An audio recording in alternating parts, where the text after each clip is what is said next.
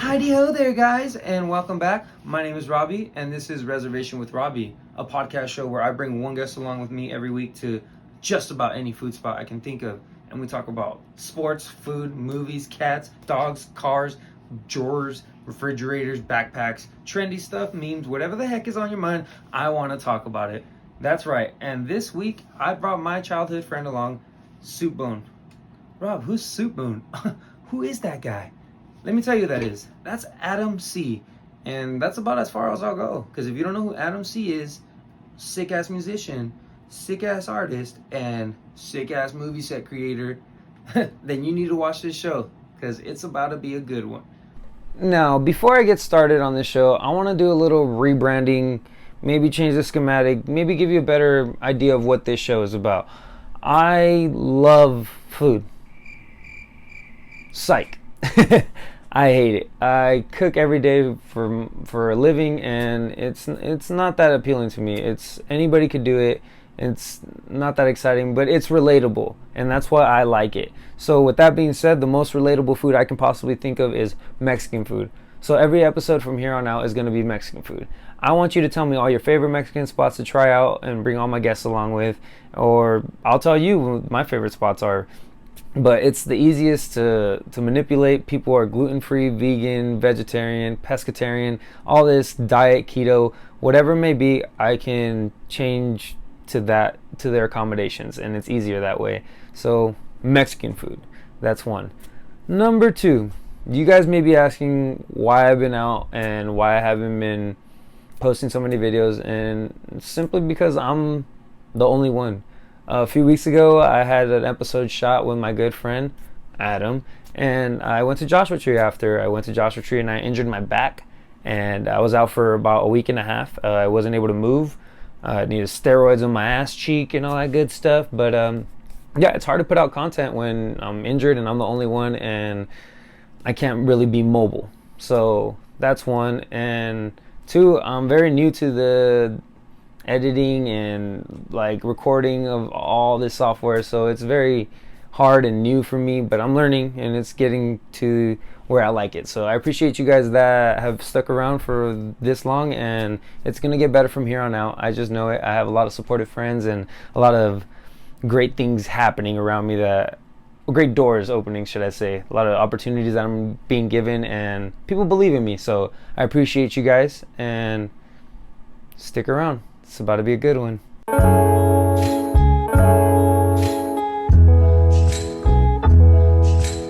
no such thing in the world as absolute reality. Most of what they call real is actually fiction. What you think you see is only as real as your brain tells you it is. Reservations with Robbie. Episode, oh, damn it. God! Oh, okay, here we go.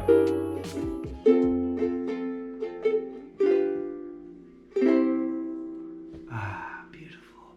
Welcome back to another episode of Reservation with Robbie, a show where I bring one guest along with me every week to just about any food place, Mexican food place that is, because that's what's true to me.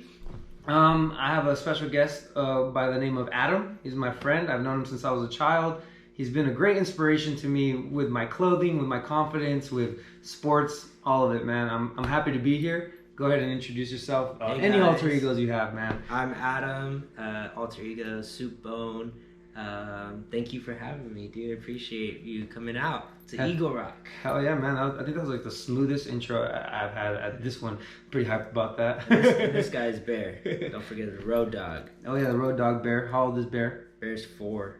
And what type of dog is this Bear? He is a Yorkshire Terrier. Have you owned many dogs before in your life? I've always had dogs around, but none of them were really like my dog. And this one was my wife's dog when he was a puppy, but I met her right after, and so he's now my road dog for sure. We hang out a lot. He actually helped me get through like COVID really good, because I was out of work not out of work, but I was at home for like 2 months. Okay, yeah. I heard a lot of people got dogs for COVID. Yeah, well, he was already there, but I got to hang out with him the most, because Michelle kept working. Yeah. So I was at home by myself, and me and him were just hanging out. So it's my little road dog. Which brings a good point to me. If you need a dog, get an adopted dog, man. Try to adopt a dog. Don't get a breeded dog. I'm not one to judge, even if you do, but there's a lot of dogs. There's a lot of dogs out there that need more love too. You know, so that's true. We actually, when that was all going on, we put out like a post saying, you know, everyone should go out and get a dog. A couple of my buddies did, and now it's one of their family members. You know, like it's not hard to accept an adopted dog. Yeah, I've never. Well, I've had a dog for a short period of time in my life, but yeah, I think I've said this previously. I've always, or now I want a dog in my life so I can feel that little space in her and stuff. And I'm not gonna go too deep into that, but yeah, definitely they have a connection with humans that are just beyond me. And yeah. It's awesome, dude. It really is awesome to have a dog, a little buddy, and you know, people who are standoffish about it end up being the most caring for dogs, and they end up talking to them, and you know, they're really good companions and friends. So. Oh, cheers, dude. Cheers, bro. Oh yeah, I always do that one bad. I always grab it and then drink twice. That probably is why I always end up being blacked out by 12 o'clock, because I'm just like in a competition with myself, apparently. Well, you probably started drinking at like 11 a.m. So. I've never been one to be able to drink early in the morning. Day drink? Yeah, I've never been able to do that. Like I fall asleep. I take naps. My lunch is at 11:45, so that's officially when I start drinking.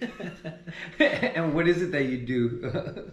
I work in I guess you could say, the movie industry. Ooh. I build sets for, you know, movies and TV shows and things like that. So I'm part of the construction team that builds all those sets. We go to the sound stages. Okay. They give us a blueprint of what they want, and we build it, we paint it, we decorate it, make it look all like how they want it to look, and then they film it, and then we destroy it. And how much like input do you get when they give you the blueprint and you're like, hey, this might not work, but this will?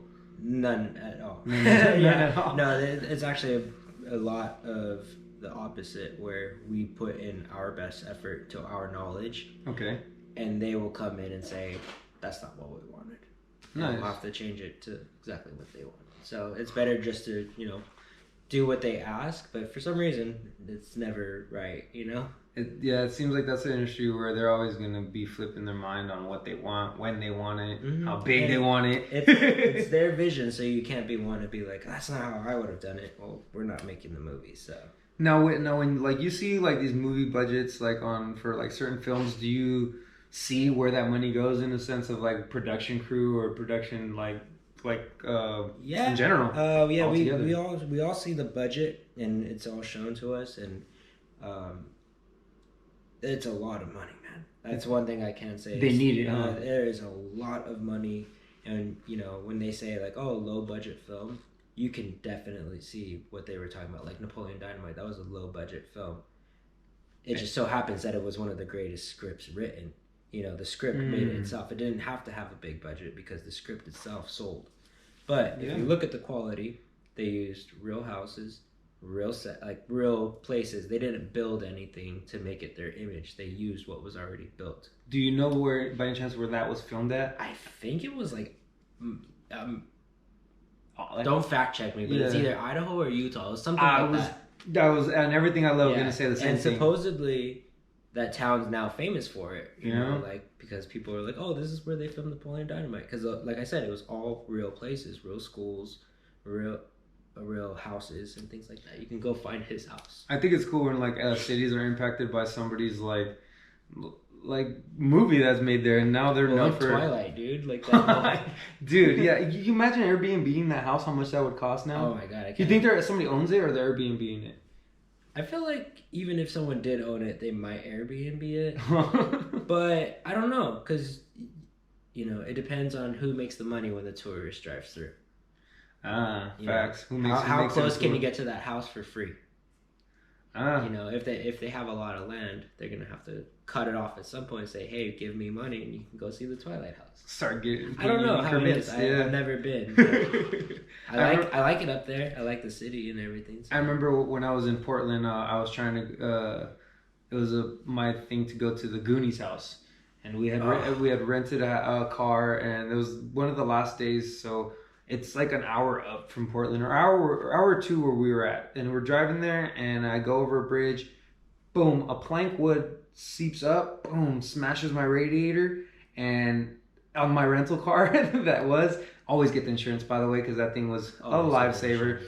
And then basically I had to take a tow truck back. Never got to see the Goonies. I was so close. So a piece of wood from the bridge it was sticking up and hit your radiator? So like think of like the little so this is the bridge and this is the pavement that's coming. There's a plank wood piece that was right there. So when my car got to the front end of the plank wood on the pavement, the back part kind of like did like an ollie up and it chucked itself into it, and there was water everywhere. I thought I hit like a fucking boulder. My car went up, boom. It was insane. Yeah. So it's like one of those classics, like, you know, old black and white things where they hit one of the pieces of wood and it flies up and hits the other one. Yes. And then like everybody's looking at you on the side of the road and stuff like that. Like National Lampoon type shit. Isn't that the worst? Like when you're on the side of the road and you're just like seeing everybody just drive by you. You're like, not one of you guys. One of you guys. And chances are they're all talking shit. They're all like, oh, that sucks. Look at this. Yeah. No, they're all saying, that's what the holdup was? God.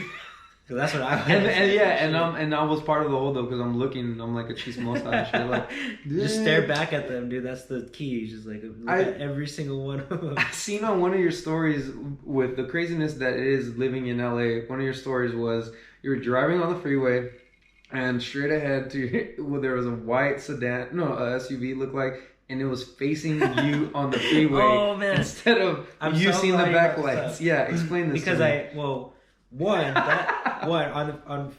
the first part of that, it ended up being like a 9-car accident. After that snap, there was several other cars, and they were all turned around. But why I'm glad you brought that up. That was insane, by the way. Because like the quote that I used was like, "You forgot to turn." Yeah. And I always say that, no one ever gets it, but it's from Sandlot. When Smalls like hits the ball over and he keeps going, and then fucking Ham's like, "You forgot to turn." He's not even mad. He's just kind of like surprised. He's like, "Smalls, you forgot to turn." And I always wanted to use that. Like I always use that when people hit things or are facing the wrong way. I'm like, "You forgot to turn." Yeah, that makes sense. What was the driver without turning? Was it a lady, an Asian, a young person? There was every race you could think of. Actually, there was a family. There was like a business guy. There was a Porsche. It was just like, oh no, something happened. I don't know. I was too busy like trying to get home, but ended up being. It was it's crazy. It was like one of those days where if it wasn't for that accident, I would have gotten home faster. You know, it was like everything else was so clear. I was like, oh man, I'm making great time today. You had just got 5 minutes ahead of everybody. And then like that happened. Like, dude, there's never traffic here. What happened? And of course, it's because there was a big old accident. And then after that, it cleared up. But yeah, man, it was crazy. It's insane living in LA. Just drive careful, guys. Seriously. Yeah. Stop merging. We're all going the same direction. Don't do this. It doesn't do anything. Just causes more traffic. Yeah, no need to rush in LA. Yeah. Ever. Yeah. You're late. I promise you. You're late. And we're all in this together. Like, everyone needs to start doing that in traffic. Looking at each other and be like, yep. Yeah. It would be real helpful if somebody just played the music up real loud, turn their windows down. We're all in this together. Like, I was going to say, it depends on what music you're playing, because people do that. I'd bop out to that. I do too. Even just for the sense of being together, I would bop to some country music. That would make my day. A little bit of chicken fried, cold beer on a Friday night, shit. Pair of jeans that fit just right. In the radio, yeah, man, I'll get down to it for unity, yeah, in traffic. And chicken fry. It's crazy how certain songs just hit. It's so good, dude. So is that Zach Brown? That is Zach Brown. Zach Brown, man. Yeah, that's Zach Brown. Chicken, baby. Yeah, so for you people saying that country ain't good, y'all don't know shit. Country pop is in. Oh, but. Cool, like bluesy, country, folky, bluegrass, that vibe, that stuff is good. I can take that. Bluegrass, yeah. Bluegrass is really good. What was that band you were showing me? The Devil Makes Three. Woo! That's very southern. The Devil Makes Three. Yeah, it's a 3-piece band. It's a guitar player, stand-up bass, and if I'm not mistaken, a girl that switches back from guitar and the fiddle. And I love me the fiddle, Mumford and these Sons, guys boy. And banjo too. Mumford and Sons also. Banjo for sure. That foot bass. They have some songs where they alternate their instruments, but it's a 3-piece band, no drums, which is crazy. Being a drummer, that I like this so much, but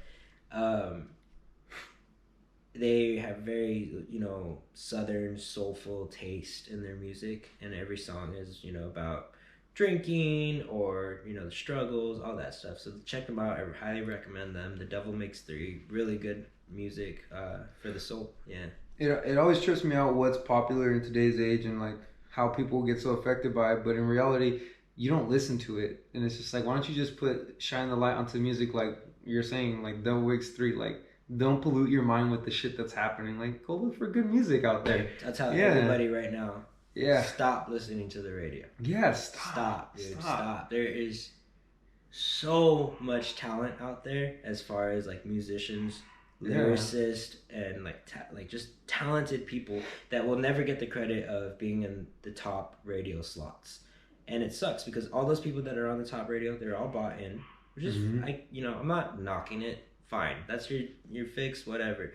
But I'm just saying, appreciate the fact and acknowledge that there's some really talented people out there that will, like I said, won't get the credit because, whether it's looks or money, but the soul and the music is there.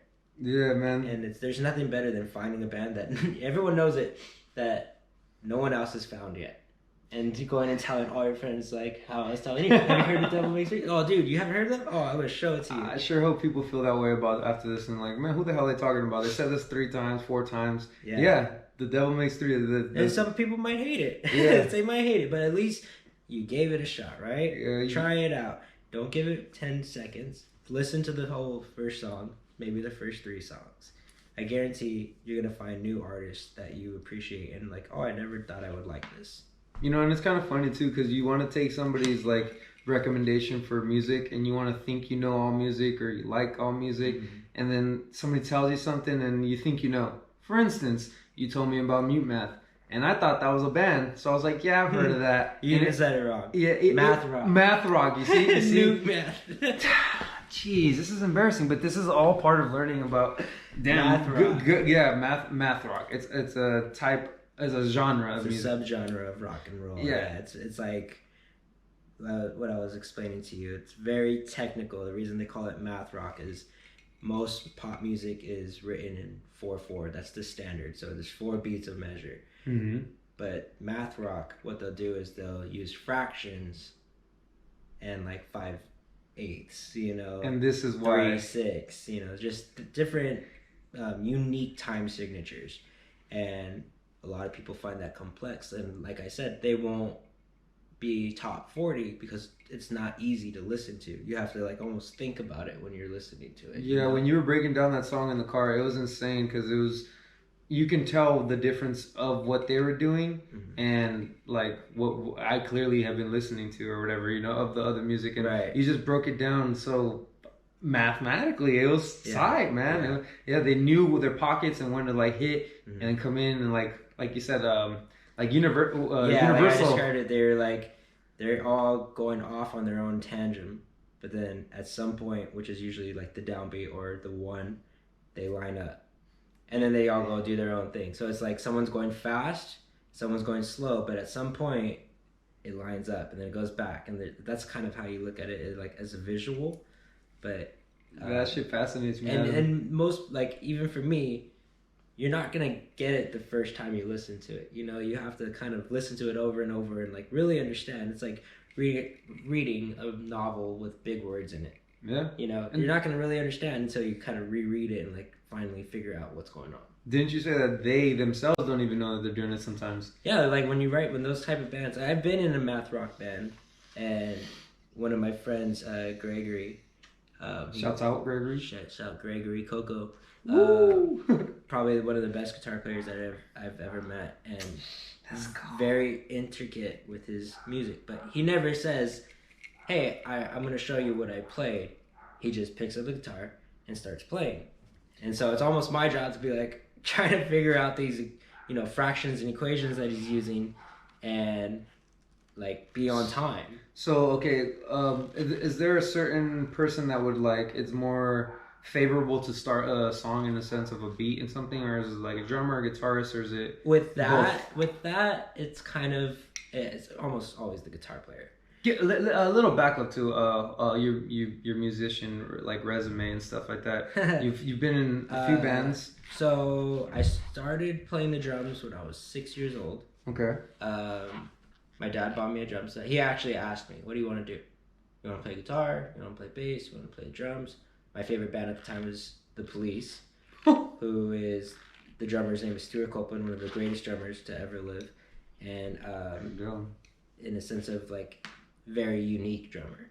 And so because of that, I wanted to be a drummer like him.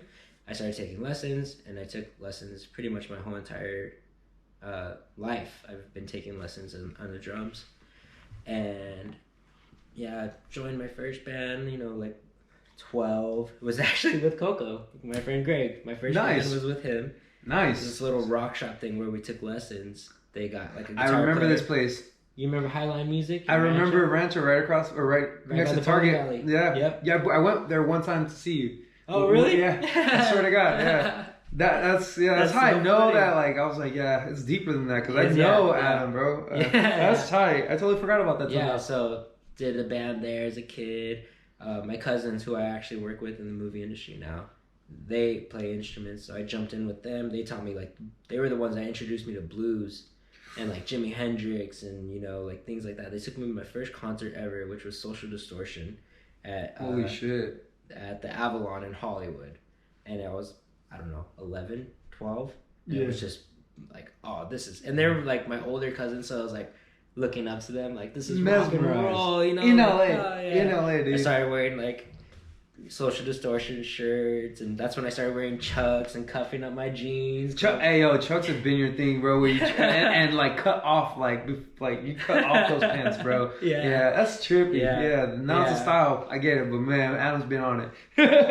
Yep. Punkers, I guess, all on it. Yeah, that's just these. I took a lot of like influence from like these music styles, and then it took a while for me to like finally just be like, this is who I am.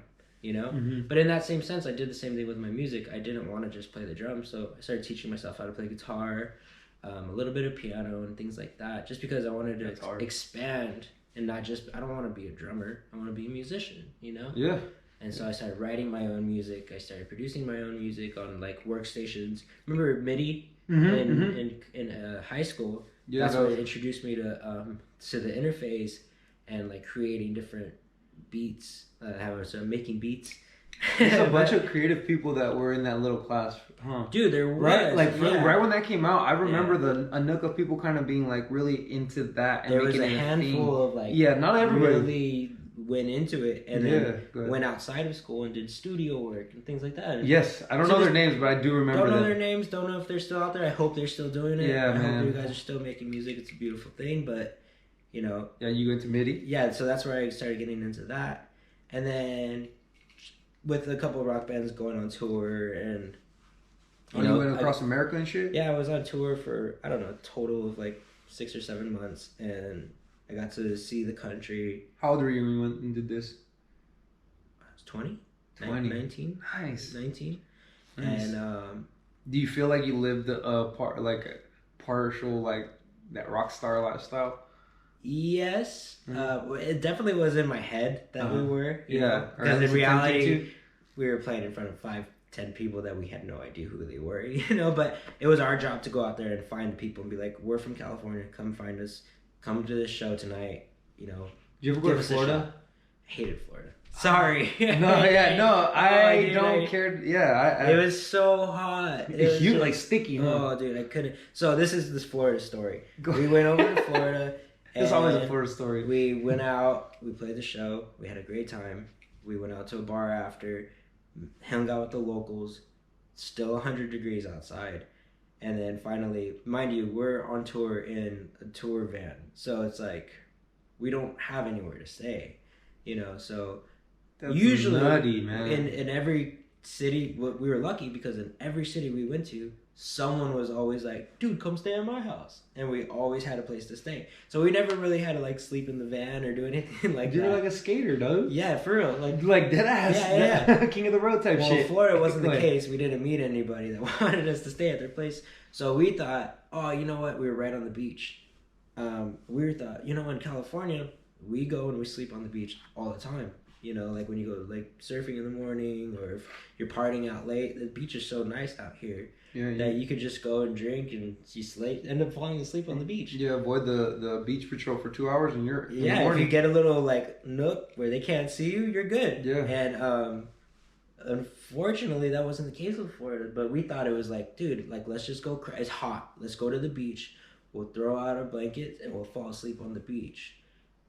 We had no idea that this was going to be the worst night of our lives. Oh, because one, shit. it was so hot that you couldn't cover yourself with the blanket, right? Because it was so hot. It was so hot and humid and nasty. So you would take the blanket off.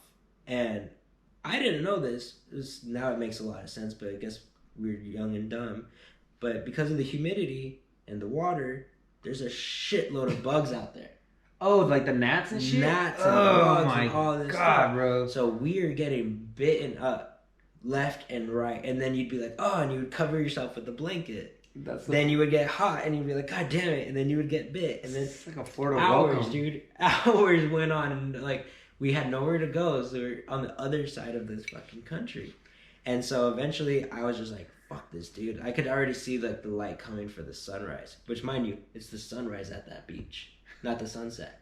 So I'm like, you know what? If I get anything out of this horrible night, I'm going to at least see the sunrise on the other side of the country. That's going to be awesome. So I see the light coming. I'm like, hell yeah, here it comes. As soon as the sun pops up, dude, blinding. Like just, There's no beautiful orange like, oh my hue God. or nothing. Just so mad. It was just, was just boom, like light. And it just blinded me. And I was so mad. Just blasted, dude. I was so pissed off. I wonder how much that has to do with them already sinking. And you know how California is not sinking. So we see a sunset and like, you know, there's probably like a hill or mountain that's probably, we're like so elevated in the ocean. Right. You know, that it gets a hue. Theirs just like we're up. It's flat. Yeah, we're up too. We're like up the and whole they're state sunk. is flat. There's nothing on the other side. It's an ocean. Yeah, literally, you know. So it's just like, instant light. It was horrible, man. I did not have. So that's why I don't like Florida. And then after that, we drove from Florida straight to New York, which was a 24-hour drive. Wow, you went straight shot to straight shot Florida, straight to New York. My cousin Elise lived. Shout out to Elise. Hell yeah. My cousin lived in New York, and she was like, you guys can stay with me. So we drove from Florida all the way to New York.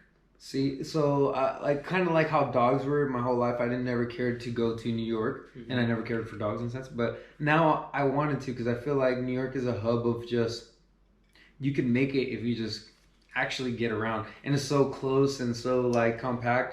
I feel like that. But then also I'm like, they're assholes. It's just a dog-eat-dog world out there, and it's a lot harder probably. So I want to go check it out though for that reason. That's like I don't care for the buildings, necessarily the history of it. It kind of looks dirty to me, but the people that are there and the things that come through there is like seems like an attraction. Yeah. One, the streets are dirty. The buildings. The smell. The buildings are fascinating though. Oh yeah. Like, everyone listening from LA, that city stomps on us. There you go. It is so big. It is so huge. It's amazing. You get lost in that city. And then you look down and you're like, oh, it's dirty. You're like, yeah, it's dirty. It's shit. But I thought I was like so excited to go, and it was kind of disappointing just because, you know, like it is dirty and it's so packed. And like I drove in, so we took shifts, and like I happened to get the last shift, so I showed up to New York driving this van. That Frank Sinatra moment. And it was Need for Speed, dude. It was just fucking honking, like, get out of the way. Oh shit! And like so many honks, dude. Like it's an aggressive amount of It is so like everyone was like, "Why did you drive?" No one drives in New York. I was like, apparently everyone drives in New York because I was getting almost hit left and right, you know, like. And it's just all taxis and stuff. But they drive like crazy over there. Yeah. And then we drove through that tunnel that goes underwater. Whatever that tunnel is called. And the Hudson. No, I'm making shit up. I've never been in Yeah. It just sounds I'm like not gonna say it because I'm gonna get it wrong and people are gonna think I'm it's dumb, the but Brooklyn Bridge, man. under that bridge. No, I'm I just think, kidding. I think it's I under don't- that bridge. The Lincoln Tunnel.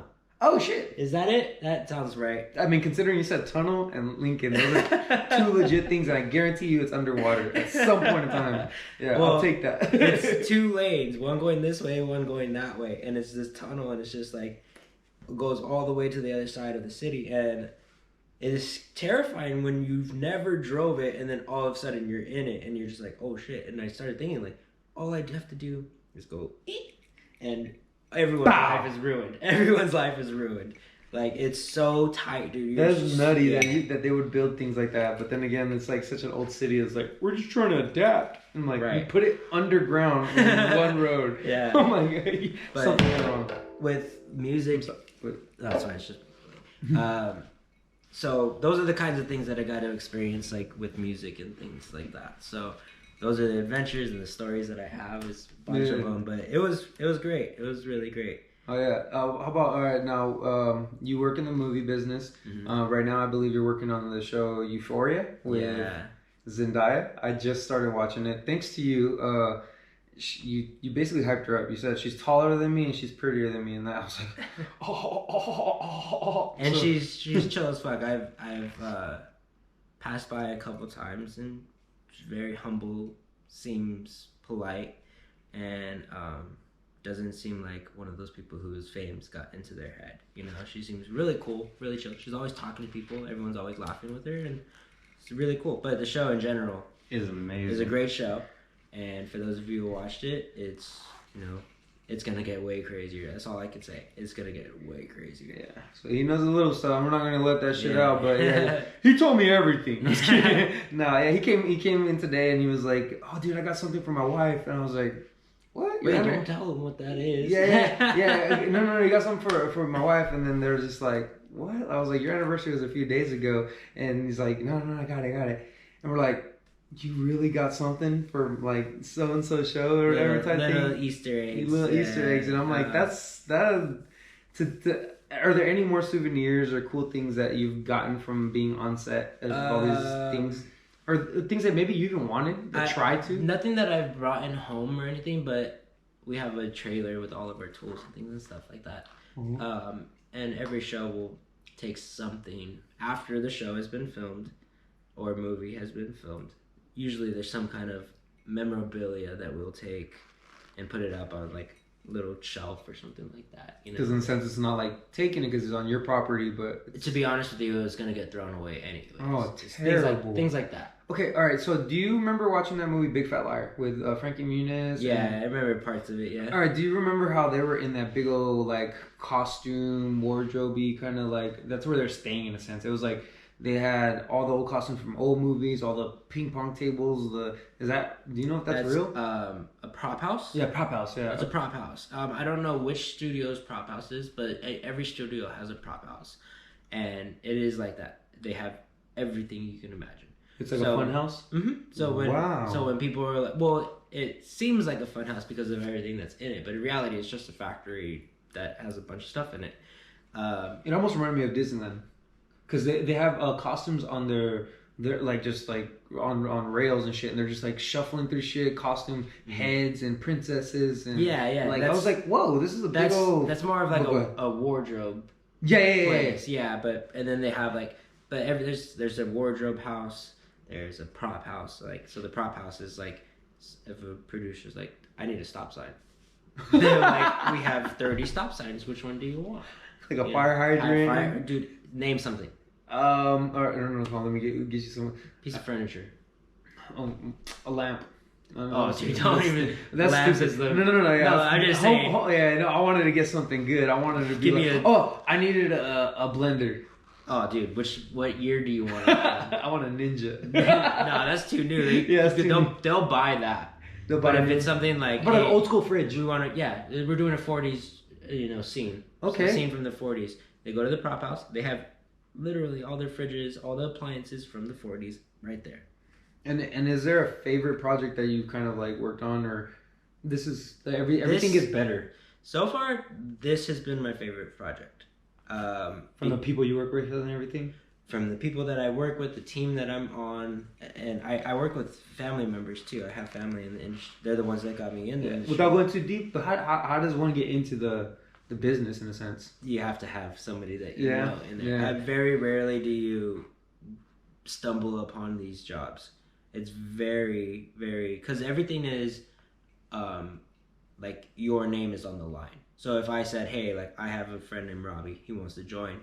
If you fuck up, it's on me because I brought you in. And now the heat's on you after I've left. Exactly. And now they won't hire me or anyone else that I suggest because they're like, nah, that last guy you hired sucked, dude. So no, we're not going to hire who you say to hire. So that's why it's always family, because you can trust family more than you can like some old coworker or something like that. You know, I've had friends be like, dude, can you give me a job? I'm like, sorry, bro. Like we're all full. Is that and also like a fear of crossing the line? Like, do you think that people will do something they probably shouldn't, or like talk to a celebrity they probably shouldn't? It's not necessarily that. It's more about the work, dude. Okay. It's really hard work, right? Or it's hard work. It's long hours. It's time. It's my career now. You know, like this is my life now. I'm gonna be always working, and then like people will be like, "Hey, what are you doing on Saturday?" They're like, "Dude, I won't know until 5 o'clock on Friday." Yeah. Because they'll tell me, "Hey, you work tomorrow." Like, shit. That's the thing that fascinated, like in the sense of when I learned you were doing sets and stuff. Like you kind of babysit the set. Like when the actor's there, you can possibly be there because you got to babysit what needs to go where. And I'm like, you're an actor, or you are part of this like entity or not entity, this project or whatever. You know, it's bigger than you think. Actually, it's not just a job. It's gonna be put out to the masses, and your product is gonna be shown in a sense, and that's cool for you to even be like, yeah, that's me. Yeah. Does it ruin a little bit of the mysticism when you watch like movies and stuff? So the Hollywood magic. Yeah, that I love that. So the thing about it is the magician knows it's the trick, right? Oh wait. Oh yeah. Huh? Right? Okay. Yes. It's magic to us, but the magician himself, even though he's the one doing it, he knows that it's a trick. And he knows how it's done and all that stuff. So in a sense, it does kill it a little. The whole reason I got into this industry was because I'm fascinated with movies and, you know, the way they film things and all that stuff. I always have been. So in a sense, I know when things are like, oh, that's not real. That's a set. Even if you worked on it or not? Especially when you work on it. Ah, of course. Yeah. So I worked on that. There's a new show that came out called Home Economics. Okay. And it just came out on, I think it's Hulu. And we built that, everything on there is a set. So we built that whole house. And so every scene, I'm seeing like, oh, I worked in that house, you know? Mm-hmm. I'll be like, oh, I made a phone call in that house, you know? I sat on that chair. Like, wait, like the phone would actually work in that fucking house? No. Like someone called me and I was like, oh, hold on. And I went into a separate room, you know? And I was like, yo, setting up landlines. Oh, this is the brother's room, you know? And then, but it's cool because, okay, for like, I can turn it off. Like, okay. I have a good enough imagination to where I can turn off the reality. Like, you know, like when you go to Not Scary Farm, a lot of guys would be like, it's not even scary. Yeah, no shit, it's not scary, dude. But if you turn it off, you have a good time. If you let yourself be scared, you can fool yourself. Yep. So same thing with the movies. I'm like, if I just put that aside for a second, I can fall back into like falling as an audience member. Yeah. That's why I feel like with the newer movies, they're like trying so hard to impress you with the cool shit they can do. I'm like, just go back to the classic of just being cheesy almost. Let me laugh and be scared or be surprised that you actually did that move, in a sense. Like, I love fake blood and stuff because I'm like, wow, that's a lot. Oh, they're trying to get something off to me. Like, I see that. Yeah, well, a lot of people, are afraid to like step over lines now.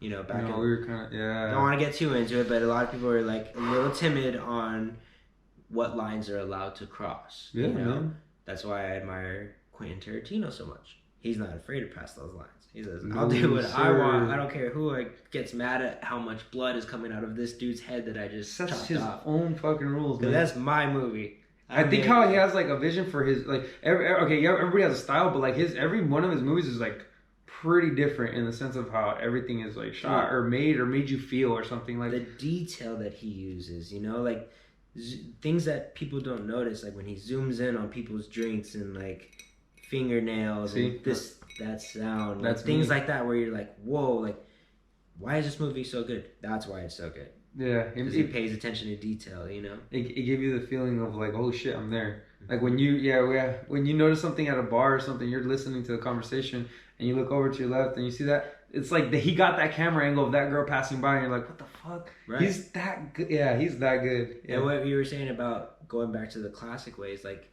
of one movie that I like that my crew worked on. Unfortunately, I wasn't there yet, but they worked on Pirates of the Caribbean. Ooh, Great movies, right? All of them? All three of them, yeah. All three of them, great movies. Why were they good? Those ships were actually made. They weren't CGI. They weren't filmed. My crew built those ships. They got new pieces of wood, tore them up to make them look like old and rusted and just falling apart. That's all real. Those boats actually floated. They floated from... That's fucking insane, They dog. floated from the United States to the Caribbean. They sailed to the Caribbean to make some shots and they came back. The boats on Pirates of the Caribbean were fully functional, dog. And the only one that survived is the Black Pearl. What? Yeah. What the fuck? Because it was like the most It was the used most one. intricate, It was the like, most used one. because they had to make it last. God, dude. I think it might be at like, I want to say it's in Florida at what's that place called? Disney World. Yeah. Disney World. But yeah, World like Disney, the Flying Dutchman, the Interceptor, all of those, they were kind of thrown together, and eventually, when they were left at sea, they started to fall apart. So they struck them. They call it striking when they take apart a set or anything like that. It's called striking. So they trash it. Damn. They preserved the Black Pearl, which is pretty dope. In like the sense of like It's insane. Yeah. Because it's real. Now they made it. Supposedly he's coming out with another one. Johnny Depp signed his contract for another one too. Yeah, I heard. I'm super down. I loved those movies, dude. They were fun movies. All of them were great, and even if you fell off on one of them, was like I missed it. It's like all you gotta do is watch it, and I promise you'll feel the same way. It's not like something where you had to be in the time of you were a kid. Where, like, it makes you feel that way because it's so relevant to you. Oh, and it was a kid. We went to Disneyland. We got on Pirates of the Caribbean. If you're from California, you go to Disneyland to smell that nasty water, and you love it. I fucking love that shit. And what did they do to upgrade it? Let's give them one dip in the beginning, and that's two dips. Oh yeah, it's two dips now. Yeah, the first one was weak, and they're like, yeah, give it a better one. They're like, oh shit, this is a nice smooth ride. Or like, what's going on? Oh shit, we're fighting. Whoa, that was cool.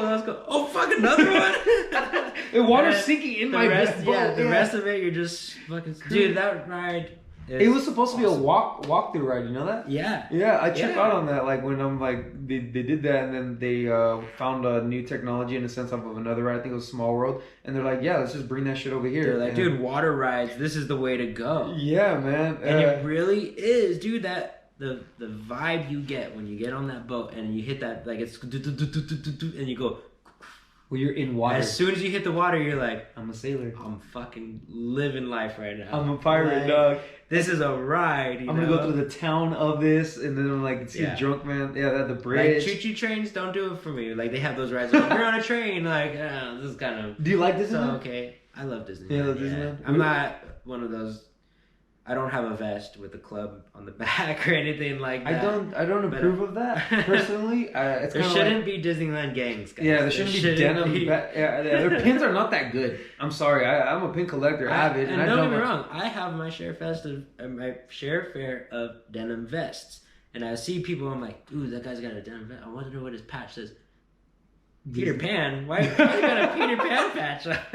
Don't mess with the pan. Like, whoa. Dude, they were legit getting in fights. I seen yeah, I they seen had to this. ban the vests because they were fucking fighting each other. It was one of the bigger of the crews too, and I thought that was so fun. I'm like, she also set the example of being like weak, like have just some Disney, class, dude. Disney, like. Dude. Yeah, the Disney hitters aren't at Angel Stadium, ain't at any Anaheim like sports event. They're at Disneyland. They're headhunting for pins. That's the hood now, dude. Imagine they're just coming up to you, just like jacking you for yeah, like trade. No, nah, that's mine now. It's my pin now. It rips a hole in your denim. Oh Oh, Dude, have some class, man. Terrible. In the words of Mr. Almond, shout out Mr. Almond, have some fucking class. oh yeah, man. Let me see. Any with living in like LA and all the hecticness, anything you kind of try to like do to just keep you at peace? Is it art that takes you there? Yeah, is it music also too?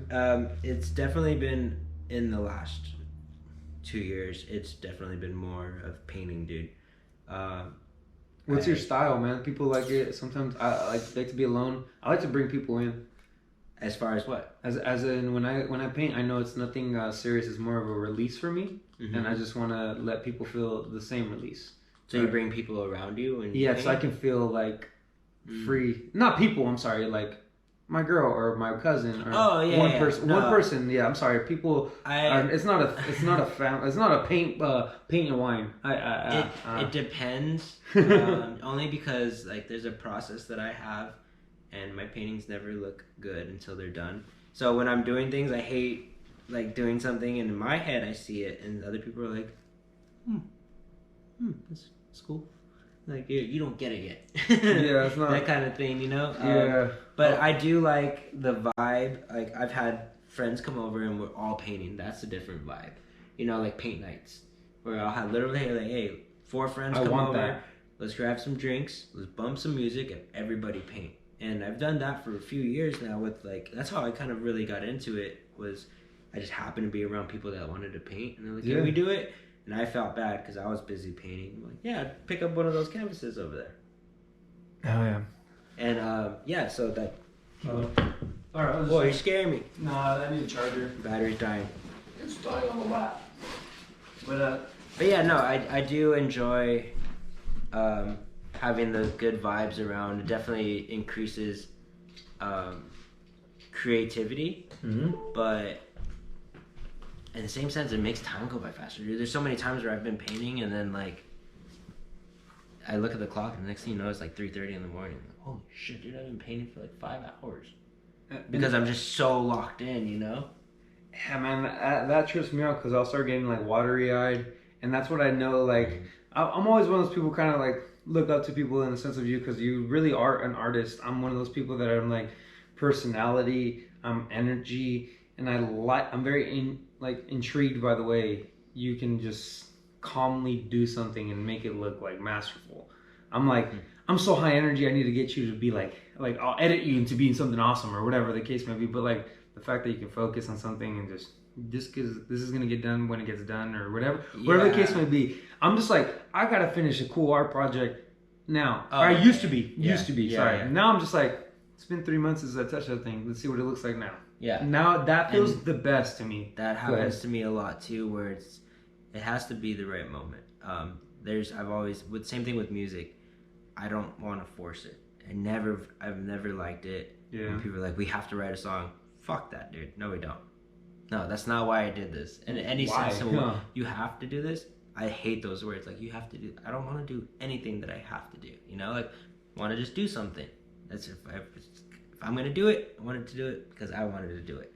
So same thing with music. I mean, with painting.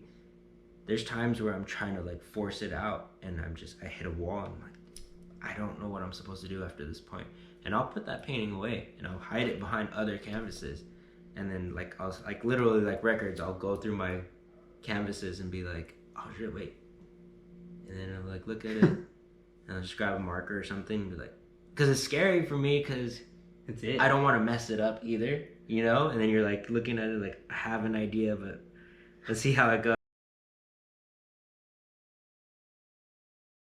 Was she a good artist? No, she wasn't even an artist. She was just throwing the art show, and she wanted to do like a silent donation. It was for some charity. Okay. She's like, hey, I just need a piece. Your name's not going to be on it. It's a silent donation, and blah blah blah. And dude, I was so nervous. I probably did one of what I think my worst paintings. That's just in my eyes, of course. Everyone it was bought. Someone bought it and loved it, and probably I hope they still have it. That's insane to sell something. And did you price it? No, it was a silent auction. So I'm sorry. Oh yeah, they were auctioned off. Damn. I know. I asked. I was like, "How much did it?" She's like, "I can't tell you." I was like, "Dude, come on! How much do they pay for it?" I need a base to start off here, dude. Something would work. Yeah, and then I sold another painting one time. My dad's like, "How much you charge?" I was like, $20. He was like, "Dude, no. You're how many hours did you spend on that?" I was like, "I don't know, like 30 hours." He was like, "You got paid 75 cents an hour." And I was just like, "Oh, you're right. Oh, you gotta look." He's like, "You gotta look at it that way, dude. Like, you are working. You know, it's just charge a little bit more for your time, and plus you paid for the canvas and you paid for the paintings. You know, blah blah blah." But to me, it's not about the money. It's not. It's only when like I want to do an art show. Mm-hmm. And then obviously I want to sell my art there. Like I'm not worried about the money, but I really just like doing things as a favor for my friends and be like, hey, this is something that is a piece of me that I'm giving to you. And you know, it really hit me one day when it was like I thought about one day. I was like, dude, like after I die, like what is gonna be left? Yeah, this was a big one for me when you said this. Yeah, I was like, in reality, like what do I have to leave behind? I have a lot of family and stuff, and that's all great, but what about for my friends? You know, like pictures, cool. But how cool is it that even if it's not fucking as sad as death, just you stop being friends with somebody for some reason. And they have one of my paintings in their hallway. Every time they see that painting, they're gonna be like, "Ah, dude, my friend Adam did that." Someone asks about it. Hey, like, what's that painting about? Oh, Adam did that. You know, it's a piece of me. It's pretty cool. You know, it's a conversation starter, and I happen to be the topic. I think that's pretty dope. I think that's cool. Yeah, they'll just like really dig into that, look you up, and like, holy shit, he did this, that, and the other, or whatever. Mm-hmm. And that's dope, bro. It just continues to live on, like you said. Like, yeah, you know. And with that being said, I think it's pretty cool that you said you spent 3 fucking days on this awesome piece right here, man. If you could slide it over for me. It's the most amazing art gift I've ever received. And it's a true testament to how your real friends believe in you and just like really see something in you that you don't sometimes, man. And this is actually I think he hit this dead on the point. Like I actually haven't seen this in like a couple of days. Yeah. After I gave it to you, I was like, oh man, I didn't take a picture of it. I want a picture with this, and I just didn't want to be showcased until it was on a proper like pedestal that it deserves. Yeah, the little parts right here, you guys can't see them. There's like little like almost like Vans shoe skate marks, like and they're textured. Yeah, and they're not, but it just so happens. That's the first thing you said to her. Like, is that a shoe mark? I was like, no, but if you want it to be, yeah. And in showing all my other friends this, they're just like that. That's perfect, dude. That's your background for everything. So have you showed like people? I've shown 3 to 5 people this, and they've all been amazed. I've been trying to hold it off. It's gonna be an Instagram post in a few days, but or probably tomorrow. But yeah, man, I've never been so blown away. Yeah. Oh man, I'm so happy you like it, dude. Yeah. And same concept. I like, you didn't ask me to do it, but I was just like, oh, you know, it's something that I like to do. There it is. Oh, there it is. Damn, look at that. And then I just put it to the GoPro right there. Like, sheesh, dude. It's even got lacquer on it. Dang. Yeah. I did a pretty good job. What I was gonna ask, I was like, did you get a black canvas or did you paint? No, it was a white canvas. It was a white canvas. So my first step was like I painted it black. Oh, I see it in the back now. I tape it off to make it appear as a black frame. You know, you could frame it. Do you not like those black frame ones or the black canvas ones in a sense? I do, but when I buy canvases, I buy them in bulk, so I don't know which ones I want black, which ones I want white. So it's easier for me to get white and then paint them black if I need it. Hell yeah, man. And I love painting, so any excuse to paint something, I'm going to do it. That's how my wife gets mad at me because I'll just be like, this is cool, huh? Like a lamp or something. I'm like, this is cool, huh? And she's like, yeah, that's cool. I should paint it. And she's like, why do you have to paint everything? Stop painting things. I got some groovy shit planned for that lamp. Yeah. I'm on this kick right now where I want to collect bikes. I'm trying to like buy old rusted like Cholo bikes? Yeah, like I'm sorry. Well, like beach cruisers. Any bike really, not with just, a little bend to them though, huh? But I want to I want to buy like a street bike. I want to buy a mountain bike. You know, like just bicycles and stuff. Don't have the storage for it. Don't know where I'm going to put it, but you can hang them on there. Right? Yeah. I do have a garage, so I'll probably hang it on the ceiling of the garage. Oh, that's right. But I do want to collect them because in the studios, everybody has a bike. And they're called studio bikes. Because you have to go from this stage to this stage to this one.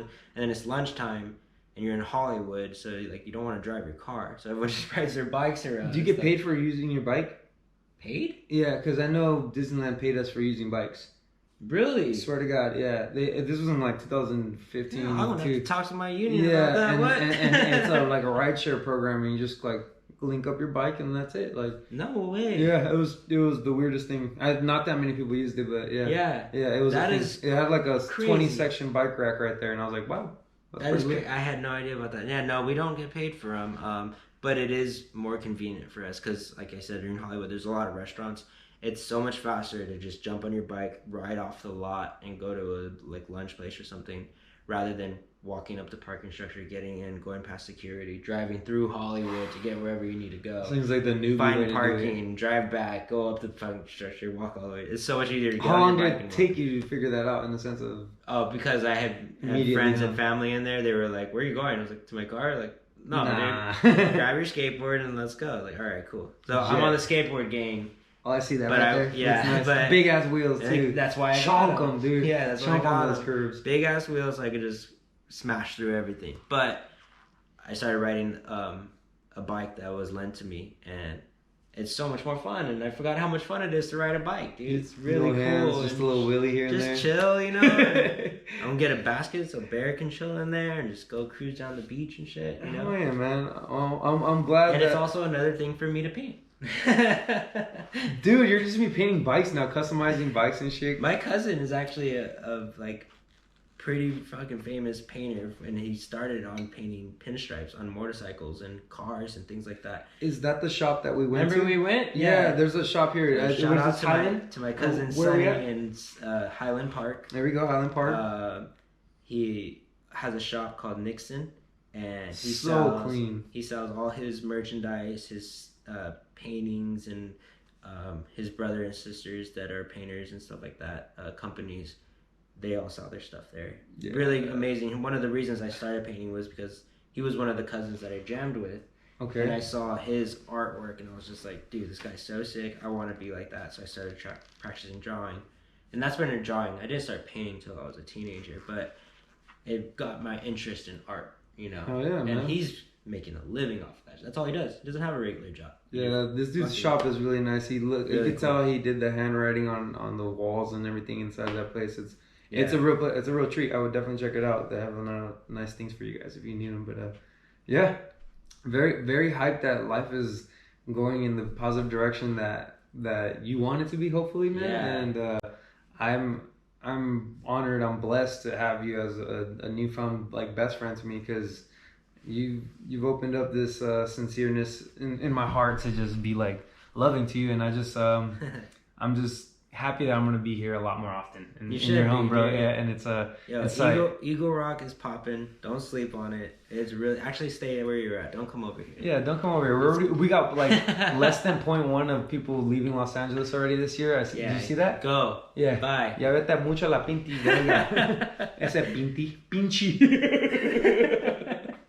Oh yeah. Oh, also, if you guys want to know where we went to Los Huaraches, I think it was. Oh yeah. Oh yeah, I forgot about that part. Yeah. I'm gonna start putting them at the end of our show. Oh yeah. Yeah. It was fucking bomb. It was bomb. I got a Huarache. Same thing. We were over in Highland Park. Highland Park. We'll call it Highland Park. Right there on York Boulevard, and York. Yeah. And it's bomb.